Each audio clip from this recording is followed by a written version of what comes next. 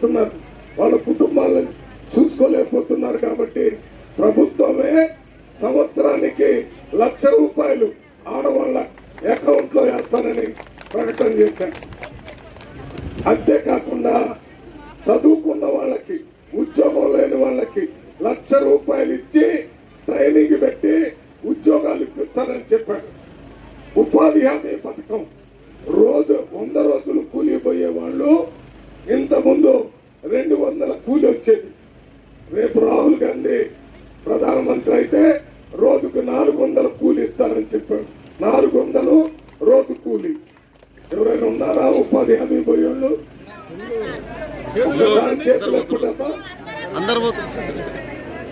మరి 400 కూలీ ఇస్తారంటే పుయ్యి లేదు, కయ్యి లేదు. మధ్యాహ్న భోజనం చేసే కూలీలకి వాళ్ళకి ఇచ్చే జీతం రెట్టింపు ఇస్తారని చెప్పాడు రాహుల్ గాంధీ. అంతేకాకుండా రైతులు పండించిన పంటకి వాళ్ళ పెట్టుబడి కనీస మద్దతు ధర ఇస్తారని రాహుల్ గాంధీ ప్రకటించారు.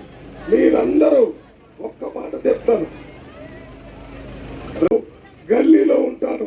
ఇటువంటి గల్లీలన్నీ తిరిగి మీ సమస్యలు తెలుసుకుని డాక్టర్ వంశీకృష్ణ గారు ఇక్కడ ఎమ్మెల్యేగా భారీ మెజార్టీతో మీరు గెలిపించారు. కాబట్టి వారు ఇచ్చేటటువంటి సలహాలు, సూచనలు, అభివృద్ధి కార్యక్రమాలు, సంక్షేమ కార్యక్రమాలు అన్నిటి కూడా వీరితో కలిసి చేస్తానని మీకు మాటిస్తూ మళ్ళీ ఒక్కసారి రేవంత్ రెడ్డిని గురించి మీకు గుర్తు చేస్తాను. రేవంత్ రెడ్డి గారు మొన్న జరిగిన ఎన్నికల్లో మన వంశీకృష్ణ గారు కాక 64 మంది గెలిచారు. వీళ్ళంతా కలిసి ఆయన ముఖ్యమంత్రిని చేశారు. ముఖ్యమంత్రి అయిన తర్వాత ఇంతకు ముందు 70 సంవత్సరాల్లో ఏ ముఖ్యమంత్రి చేయనంత పని 100 రోజుల్లోనే పేదవాళ్ళకి 10 లక్షల రూపాయల వైద్యం ఉచితంగా ఇచ్చే ఏర్పాటు చేశాడు.